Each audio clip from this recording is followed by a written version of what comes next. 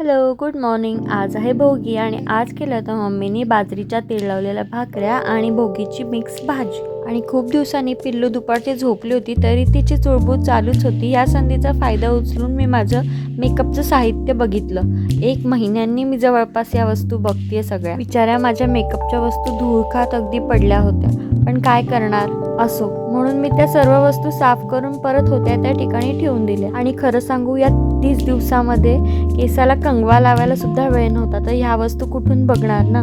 आणि पिल्लूमध्ये कसा वेळ जातो ना, कसा दिवस जातो ते कळतही नाही. सकाळी छोटीशी मदत म्हणून मम्मीला या उद्या संक्रांतीसाठी लागणाऱ्या मटक्या धुतलेल्या फक्त पुसून दिल्या. संध्याकाळचे वाजले होते 5 आणि पप्पांची फरमाईश होती तिळगुळाचे लाडू. ती फरमाईश पूर्ण करण्यासाठी मी आणि मम्मी लागलो कामाला. त्यासाठी आधी तीळ भाजून घेतले, शेंगदाण्याचा कूट केला, गूळ चिरून घेतला, खोबऱ्याचा किस करून. अशा प्रकारे आमचे तिळाचे लाडू बनून तयार झाले.